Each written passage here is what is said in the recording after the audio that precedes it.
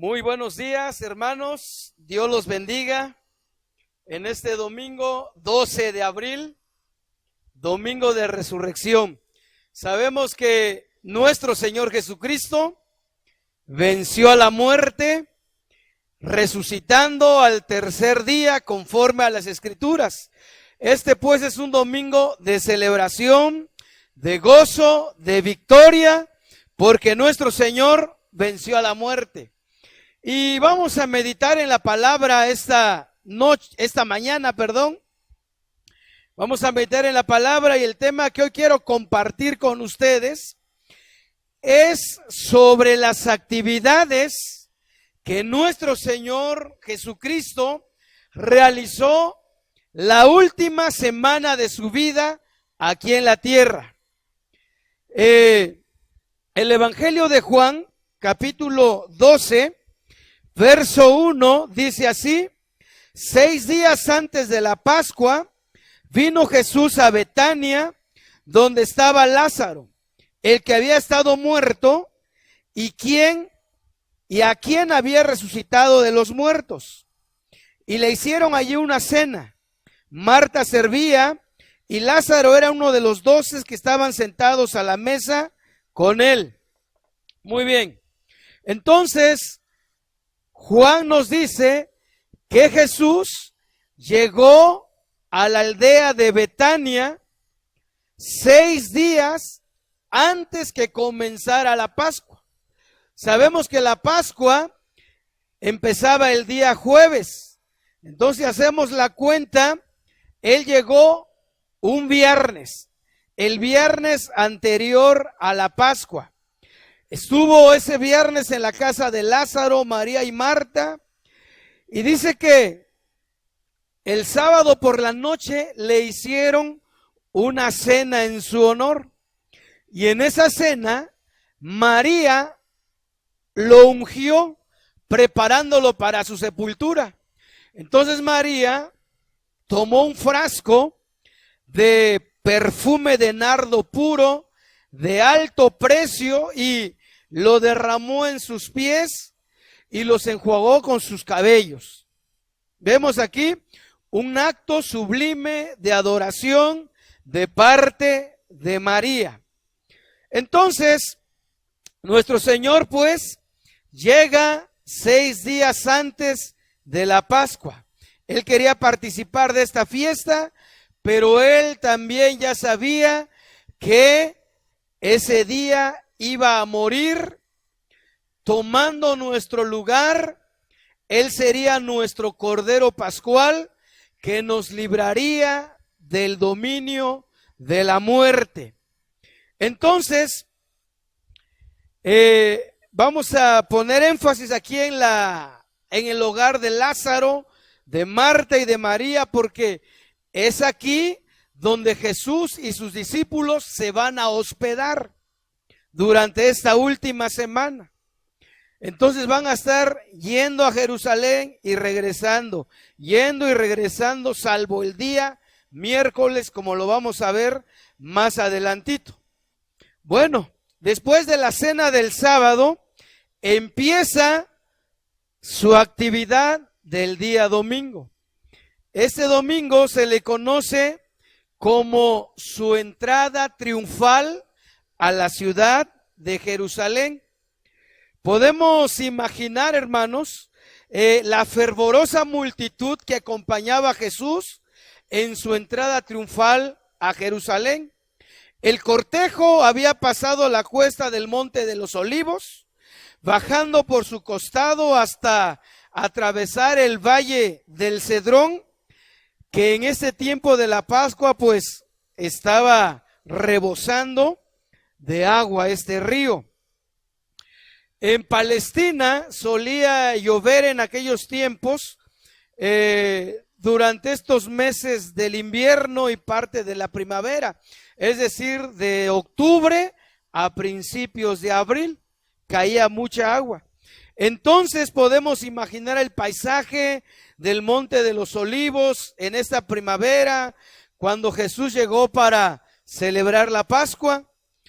Lo podemos imaginar todo verde, los árboles frondosos, lleno de flores, y como decía ahorita, el torrente del Cedrón estaba a más no poder, rebosando de agua. Y también estaba profetizado de que Jesús, en este día, en su entrada triunfal a Jerusalén, entraría sobre un pollino, hijo de asna. Quiero que veamos la profecía de Zacarías, capítulo 9, verso 9. Ahí nos habla sobre la entrada triunfal de Jesús a Jerusalén sobre un burrito. Dice así Zacarías 9:9: alégrate mucho, hija de Sión, da voces de júbilo, hija de Jerusalén.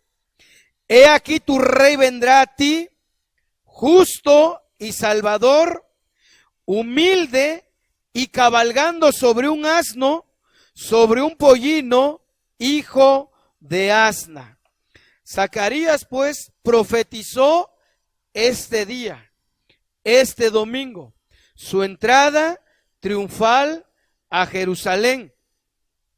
Vemos que él venía en un burrito porque él venía en son de paz.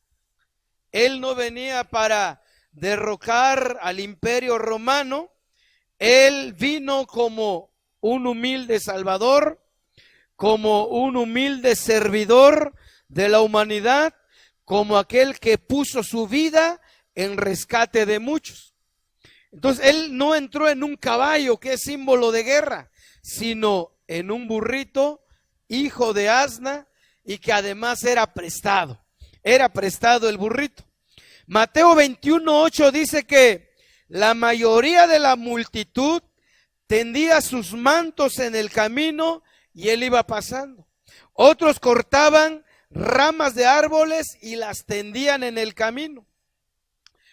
En el 9 del capítulo 21 de Mateo dice: y las multitudes que iban delante de él y las que iban detrás gritaban diciendo: Hosana al Hijo de David, bendito el que viene en el nombre del Señor, hosana en las alturas.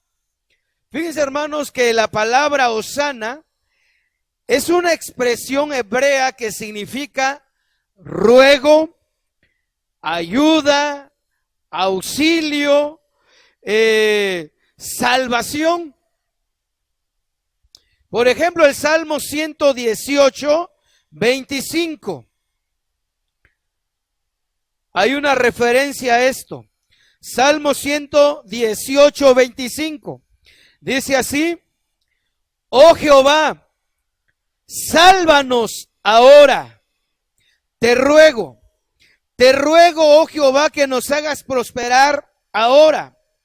Bendito el que viene en el nombre de Jehová. Desde la casa de Jehová os bendecimos. Entonces el pueblo iba gritando: hosana, salve, oh rey, sálvanos. Entonces, aunque originalmente era un grito de socorro, esta expresión llegó a ser una exclamación de alabanza, algo similar a ¡viva el rey! Era la expresión apropiada para reconocer a Jesús como el Mesías, como el anunciado, como el que viene en el nombre del Señor Jehová. Cabe señalar también que esta multitud que el domingo le gritaba hosana al que viene en el nombre del Señor y que tendía sus mantos, cortaban ramas de árboles, de palmeras, el día viernes pedían a Pilato que lo crucificara. Qué ironía. El domingo lo exaltaban, el viernes pedían su muerte. Entonces, resumiendo este día, vemos pues que él entró triunfante a la ciudad de Jerusalén. Solamente entró y no hizo otra cosa más.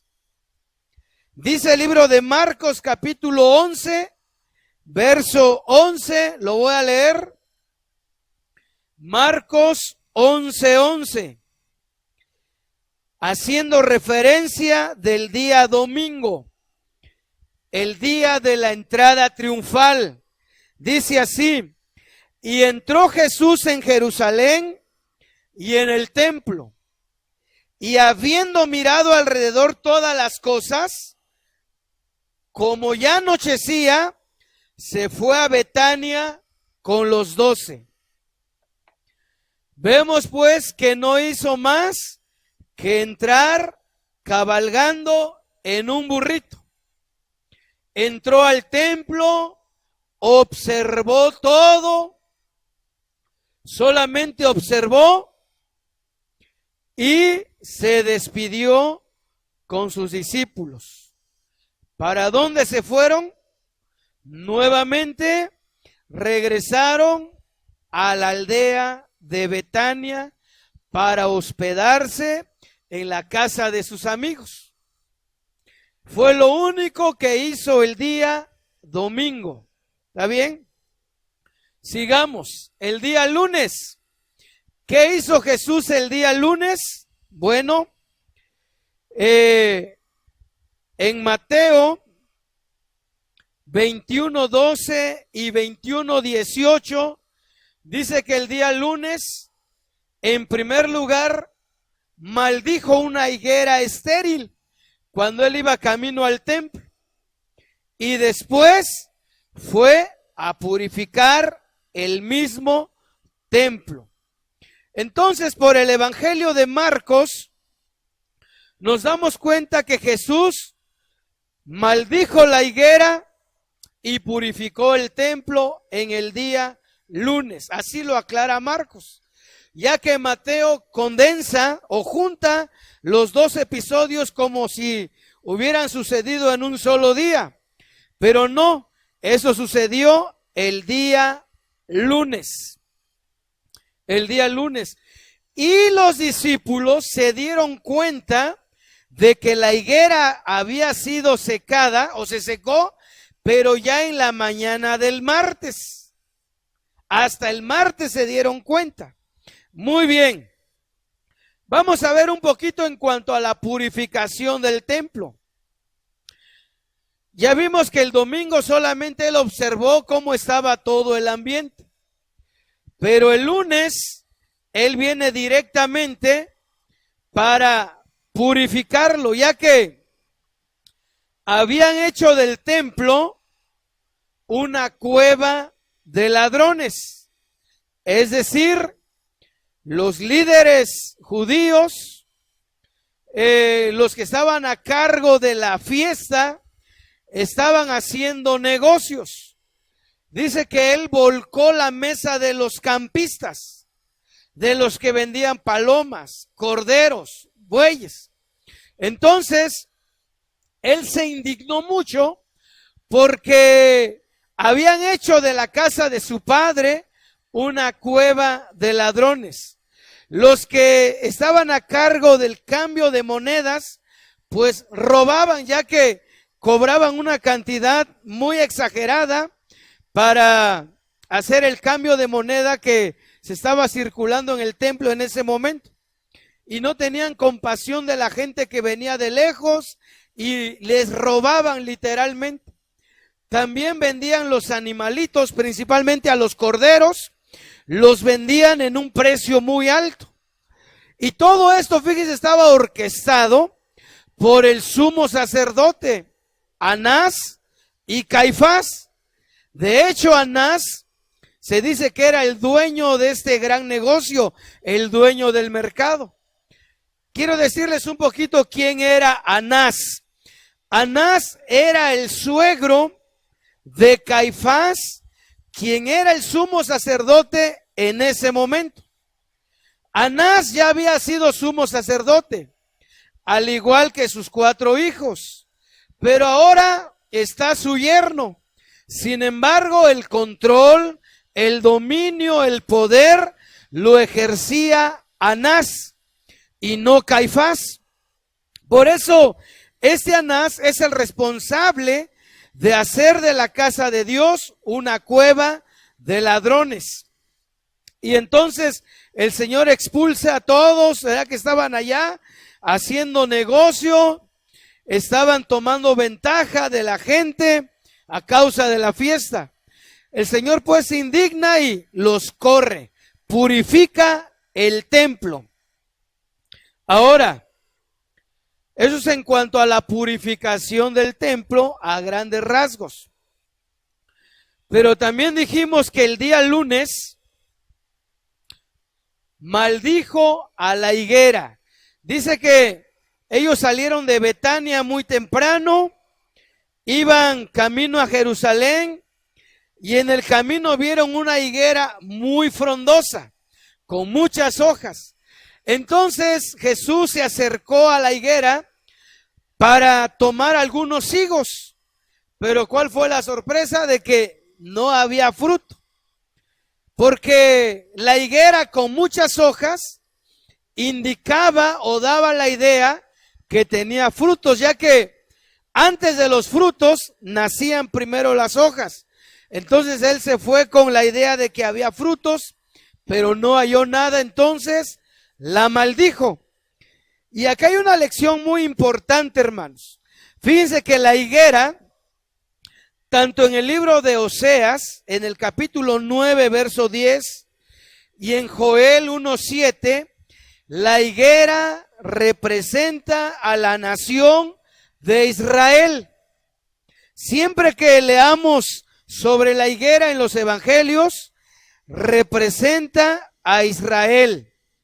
Entonces, la maldición a la higuera era de que Jesús estaba pronunciando un juicio sobre la ciudad de Jerusalén en específico. Y podemos ver que allá en el libro de Isaías, quiero leer un poquito Isaías, capítulo 5, haciendo alusión a la maldición de la higuera, que es Israel. Isaías capítulo 5,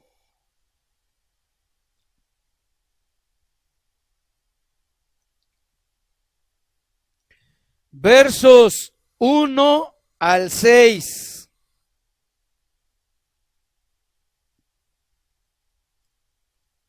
Ya lo encuentro, Dice así Isaías 5, 1 al 6. Ahora cantaré por mi amado el cantar de mi amado a su viña. Tenía mi amado una viña en una ladera fértil. La había cercado y despedregado y plantado de vides escogidas. Había edificado en medio de ella una torre y hecho también en ella un lagar, y esperaba que diese uvas, y dio uvas silvestres.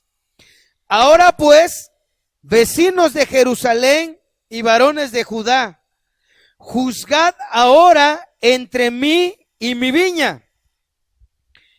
Ahora pues,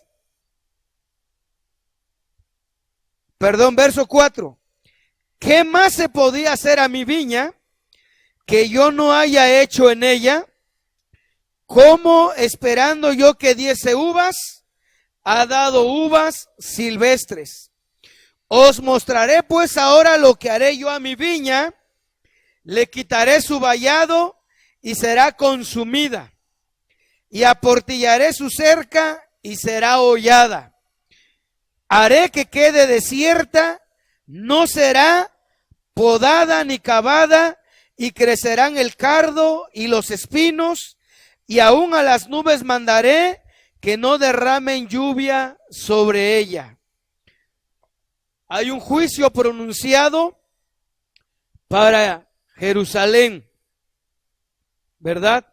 Así como Jesús maldijo a la higuera porque no tuvo frutos, simbolizando el juicio, el castigo que vendría sobre la ciudad de Jerusalén. No estaban dando frutos. Sabemos por la historia, hermanos, que en el año 70 de la era cristiana, el general Tito Vespasiano, vino con todo su ejército, sitió a Jerusalén, la rodeó y la destruyó. La destruyó por completo. Destruyó la ciudad. Hubo miles y miles y miles y miles de muertos. Destruyó el templo, le prendió fuego y Jerusalén quedó desierta. Se secó en el año 70. Y desde ahí el pueblo judío, los que sobrevivieron, fueron esparcidos a todo el mundo. A todo el mundo. Pero esto es por su desobediencia, por no haber reconocido al Mesías, al Salvador de sus vidas. Juan 1:12 dice que a lo suyo vino y los suyos no le recibieron. Entonces él vino a su pueblo. Él vino a juntarlos como la gallina junta a sus polluelos. Pero no quisieron. Lo crucificaron. Ellos dijeron, pues maten a Jesús y que su sangre sea sobre nosotros. Y esta maldición cayó en el año 70, pues, cuando fueron destruidos totalmente por el Imperio Romano. Ya hasta el 14 de mayo, hermanos, de 1948, Israel regresa nuevamente a su tierra, ¿verdad? Retornan otra vez. Y fíjense que en esta fecha que les acabo de dar, 14 de mayo de 1948, en la ciudad de Tel Aviv, David Ben Gurión proclamó nuevamente el nacimiento del Estado israelí. Ahora, una vez más, la higuera que es Israel empieza a florecer, empieza a reverdecer. Israel es el reloj de Dios que nos va marcando los tiempos, principalmente estos tiempos finales. Dice Mateo 24, voy a leer Mateo 24, 32 y 33.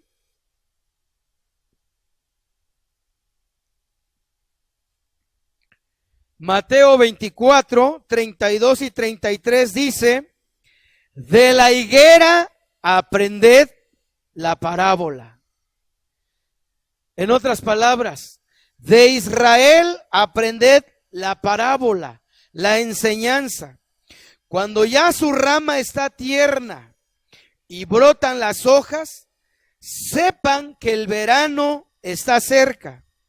Así también ustedes, cuando vean todas estas cosas, conoced que está cerca a las puertas.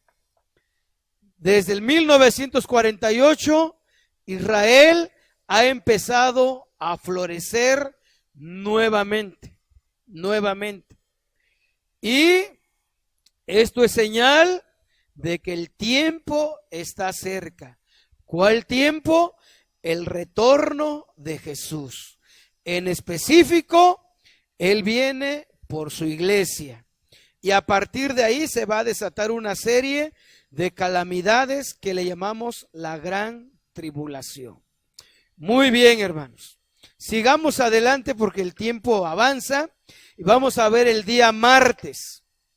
El día martes, como era de esperarse, ya que Él había purificado el templo, pues los líderes religiosos se indignaron, se enojaron porque Jesús echó por tierra su negocio. Quien se indignó más fue, desde luego, pues los sumos sacerdotes. Caifás, quien era el oficial, pero también su suegro llamado Anás, ¿Quién era el que tenía el control? Ellos eran los dueños del negocio y se indignaron. Entonces, cuando Jesús llega nuevamente a Jerusalén, al templo el día martes, lo primero que hacen es confrontarlo, reclamarle con mucho enojo. Y dice, por ejemplo, en Mateo 21, 23, Mateo 21, 23 dice de esa manera: cuando vino al templo, es decir, el día martes, un día después de la purificación, que fue el lunes, los principales sacerdotes, Anás y Caifás, y los ancianos del pueblo, se acercaron a él mientras enseñaba y le dijeron: ¿con qué autoridad haces estas cosas? ¿Y quién te dio esta autoridad? Miren, le reclamaron. ¿Quién te dijo? ¿Quién te mandó? ¿Quién eres tú? ¿Quién te crees? ¿Quién te dio la autoridad? Entonces hubo una confrontación directa con los sumos sacerdotes, con los ancianos, con los fariseos, los religiosos de aquel entonces. Y entonces ese día martes fue un día de mucha controversia, de mucha confrontación. Fue un día muy pesado para Jesús y él estuvo pues contestando todas sus interrogantes. Él estuvo pues dándoles la cara, reconociendo él su autoridad y haciéndoles ver que él estaban muy mal. De hecho, el día martes él abordó temas como la parábola de los dos hijos, la parábola del hombre que plantó una viña, la parábola de la fiesta de bodas. Los herodianos le hicieron una pregunta si era lícito dar tributo al César. Los saduceos le preguntaron sobre la resurrección. Los fariseos le preguntaron acerca del gran mandamiento. Pero también Jesús interroga a los fariseos respecto a su identidad como el Mesías. Y en el capítulo 23 de Mateo, él da las características de los fariseos y pronuncia 7 ayes o 7 ayes sobre ellos. Fue un día muy pesado para Jesús, terminó cansado, ¿verdad? Entonces, a toda esta confrontación, las palabras de Jesús siempre prevalecieron. Siempre él salió vencedor. Él se vio respaldado por su Padre en todo momento. Y dice Mateo 22, 46, y nadie le podía responder palabra, ni osó alguno desde aquel día preguntarle más. Nadie le podía responder palabra. Él siempre fue superior en su sabiduría, en su conocimiento, en su omnisciencia, y los dejó con la boca cerrada. Bien, al terminar pues este día martes tan pesado, Jesús salió del templo y volvió de nuevo para Betania, donde se estaba hospedando. Entonces sale del templo, sale de la ciudad, desciende, cruza por el puente para pasar el torrente del Cedrón, sube por la cuesta de los Olivos, el monte de los Olivos, y al llegar a la cima del monte, dice Mateo 24:3, al llegar al monte de los Olivos, en su regreso de esa tarde del martes, dice ahí, voy a leer desde el 1, Mateo 24:1 dice: cuando Jesús salió del templo, es decir, repito otra vez, martes por la tarde, y se iba, se acercaron sus discípulos para mostrarle los edificios del templo. Respondiendo él les dijo: ¿ven todo esto? De cierto les digo que no quedará aquí piedra sobre piedra que no sea derribada. Y miren lo que dice el 3. Y estando Jesús, o mejor, y estando él sentado en el monte de los olivos, los discípulos se le acercaron aparte diciendo: dinos, ¿cuándo serán estas cosas? ¿Y qué señal habrá de tu venida y del fin del siglo? Entonces, ya estando en el monte de los olivos, de regreso, los discípulos se interesan de tres cosas. Número 1, ¿cuándo sería la destrucción del templo? 2, ¿qué señales habrá de tu venida? Y número 3, ¿y qué señales del fin del siglo? Y ahí empieza Jesús a narrar o a contar o a dar lo que se le conoce como el sermón del Olivete, el famoso sermón del Olivete o el sermón sobre el monte de los olivos. Y podemos seguir leyendo todo el capítulo 24 de Mateo, pero tiempo nos faltaría. Yo le pido que lo hagan en sus casas. Esto pues sucedió el día martes, día de controversias, de confrontaciones, y el sermón del Olivete allá sobre el monte de los olivos. Día miércoles, vamos a continuar miércoles. El día miércoles, seguramente por el cansancio que tenía Jesús del día martes, por todo lo que habló en el templo el día martes con los religiosos, con los sumos sacerdotes, pues se quedó a descansar en la casa de Lázaro, Marta y María. Miércoles de descanso. Pero mientras él descansaba, otros trabajaban, ¿verdad? No estaban quietos. Y dice Mateo 26, versos 3, 4 y 5. Entonces los principales sacerdotes, los escribas y los ancianos del pueblo se reunieron en el patio del sumo sacerdote Caifás y tuvieron consejo para prender con engaño a Jesús y matarle. Pero decían: no durante la fiesta, para que no se haga alboroto en el pueblo. Los líderes estaban tramando cómo prender a Jesús y matarlo. Pero Mateo 26, 14, 15 y 16 dice: entonces uno de los 12, que se llamaba Judas Iscariote, fue a los principales sacerdotes y les dijo: ¿qué me quieren dar y yo se los entrego? Y ellos le asignaron 30 piezas de plata, y desde entonces buscaba oportunidad para entregarle. El día miércoles fue un día de descanso para Jesús, pero para Judas y los líderes del pueblo era tramar la muerte del Señor Jesús. Eso ocurrió el día miércoles. Avancemos porque el tiempo corre. Jueves, día jueves. El día jueves se ocupaba para la preparación de la Pascua. Así lo dice Mateo 26, 17 al 56. Todo el jueves se ocupaba para los preparativos de la Pascua.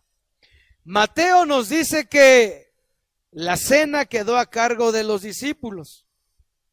Marcos nos dice que quedó a cargo de 2 discípulos.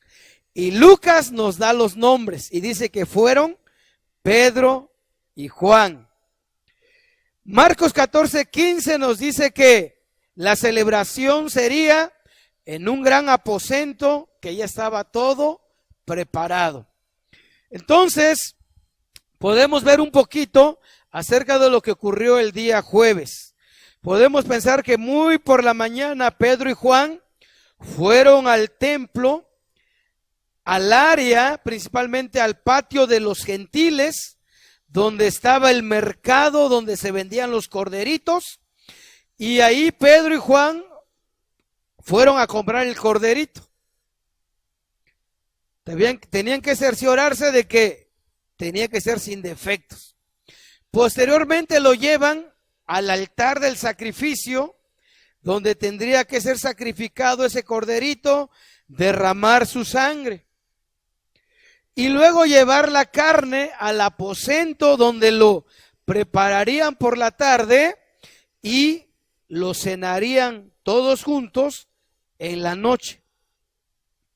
Podemos ver, hermanos, la ceremonia del sacrificio de los corderitos, que era algo impresionante. Fíjense que el sumo sacerdote, cuando era la hora de decapitar los corderitos, el sumo sacerdote leía, fíjense, la historia de la Pascua que narra el libro de Éxodo en el capítulo 2.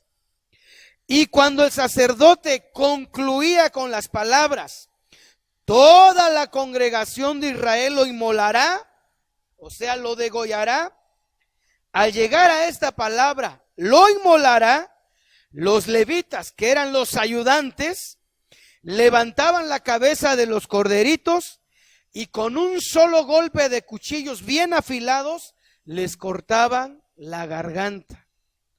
Esto era necesario para que no escapase ni un solo balido, ni un solo ruido de la boca de los corderitos. Fíjense qué interesante, porque lo mismo pasó con Jesús, nuestro Cordero Pascual.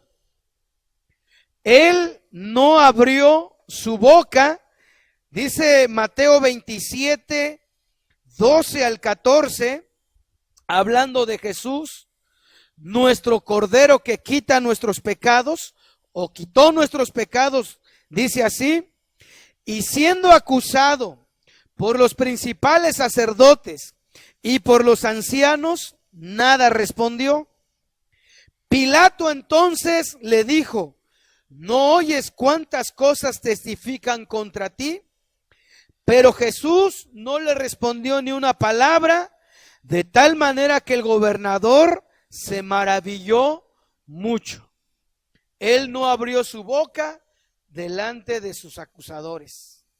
Al igual que el corderito, ni un solo ruido salió de su boca cuando era sacrificado por los sacerdotes y los levitas. Isaías 53, 7 dice: angustiado él, afligido, no abrió su boca, como cordero fue llevado al matadero, y como oveja delante de sus trasquiladores, enmudeció y no abrió su boca.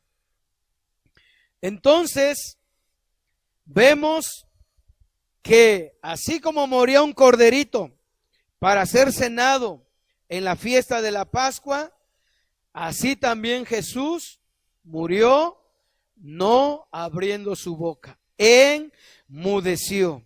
Entonces, este era un espectáculo increíble, hermanos. Cerca de 7,000 sacerdotes trabajaban en 3 turnos para poder llevar a cabo los sacrificios del cordero para la cena de la Pascua. Se dice que a la Pascua llegaban aproximadamente 2,5 millones de personas. ¿Se dan cuenta? 2,5 millones de personas participaban de la Pascua. Es decir, si se exigía por lo menos 10 personas para un corderito, se sacrificaban en ese día 250,000 corderos. ¡Qué trabajo tan más impresionante! Entonces, Pedro y Juan, encargados de la cena, prepararon la cena. En la noche llegó el resto de los discípulos con Jesús, y en esta cena Jesús instituyó la Pascua, pero ahora del nuevo pacto. Hasta ese momento, todo israelita recordaba su liberación de Egipto, comiendo el cordero pascual asado, con hierbas amargas y panes sin levadura.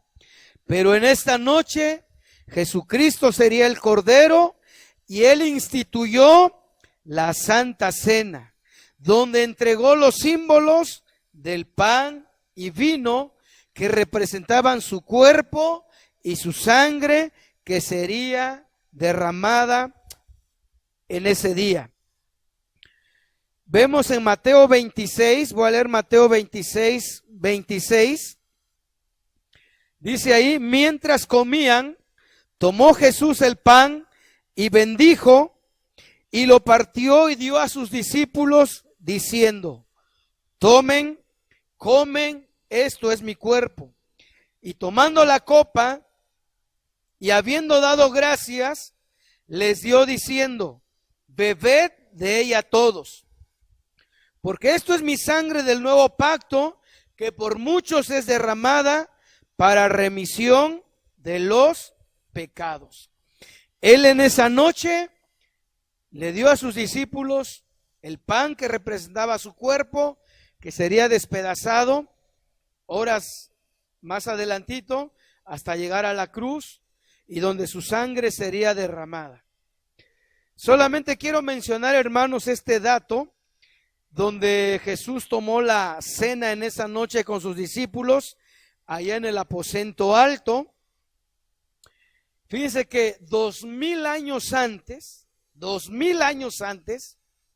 en este mismo lugar, en este monte Moriah, porque Jerusalén fue construida sobre el monte Moriah, ahí Melquisedec se encontró con Abraham, fíjense, cuando él volvía de una batalla, y ese sacerdote Melquisedec, rey de Salem, dice la Biblia que no tiene genealogía, no tiene padre ni madre, y que seguramente es una referencia al Señor Jesucristo.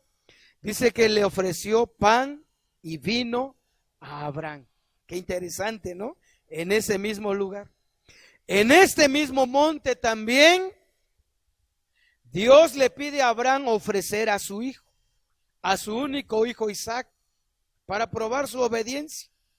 Abraham fue obediente y en un acto de fe va con Isaac a este monte, y cuando está a punto de sacrificarlo, Dios le dice que se detenga, y cuando él voltea encuentra un carnero trabado por los cuernos en unos arbustos. Qué interesante dato, hermanos.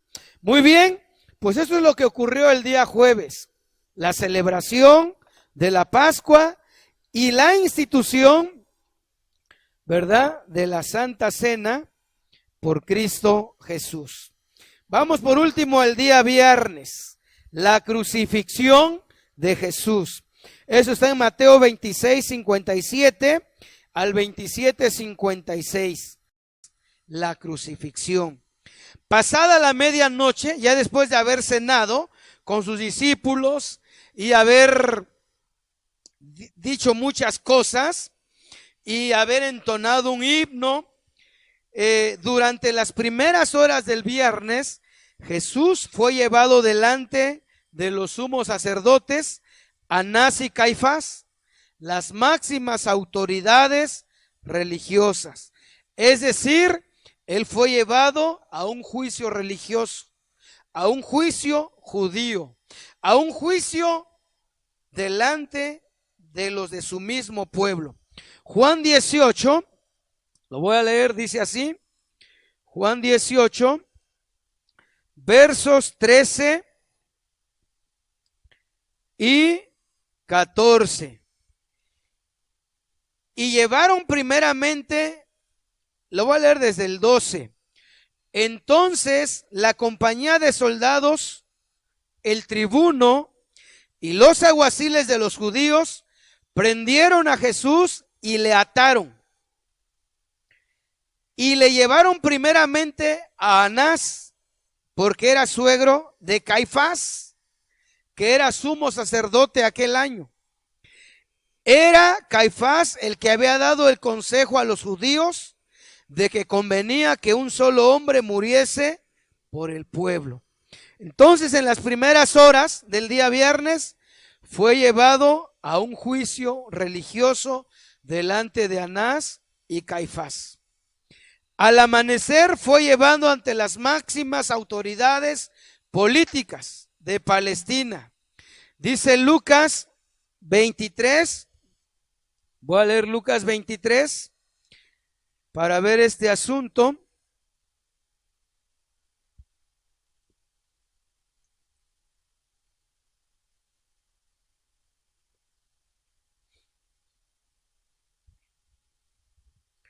Entonces, 23:13. Entonces Pilato, convocando a los principales sacerdotes, a los gobernantes y al pueblo, les dijo: me habéis presentado a este como un hombre que perturba al pueblo, pero habiéndole interrogado yo delante de ustedes, no he hallado en este hombre delito alguno de aquellos de que le acusáis, y ni aun Herodes, porque lo remití a él, y he aquí, nada digno de muerte ha hecho este hombre. Fue llevado pues ante Pilato, y Pilato lo remitió a Herodes. Ahora, Pilato, hermanos, en ese momento era el gobernador de la provincia de Judea y de Samaria. Antes de Pilato estaba gobernando Arquelao, pero fue destituido por su crueldad. Era un hombre muy malo, y fue destituido, y en su lugar fue puesto Pilato. Y este Herodes que menciona aquí era el tetrarca que gobernaba la provincia de Galilea y Perea, pero había ido en esa ocasión para participar de la fiesta de la Pascua. Entonces, Pilato, ante la instigación, de tanto Caifás y Anás de estar pidiendo que lo crucificaran, pues lo entregó a la muerte, ¿verdad? Porque si no, él mismo sería acusado delante del César. Entonces dijo: allá ustedes si lo quieren matar, pero yo no hallo ningún delito en él. Pero fue por la insistencia de los sumos sacerdotes, los ancianos y el resto del pueblo. Jesús, pues, tras una serie de torturas, de golpes, fue llevado a la cruz, fue colgado, dice la Biblia, desde las 9 de la mañana hasta las 3 de la tarde, que murió. Él fue muerto fuera de los muros de Jerusalén, al extremo norte de la ciudad. Jesús murió por nuestros pecados. Una de las palabras de Jesús en la cruz fue: consumado es. La redención de la humanidad había sido hecho. El precio había sido pagado. Muchas veces decimos que nuestra deuda fue cancelada, pero el término correcto es: fue pagado.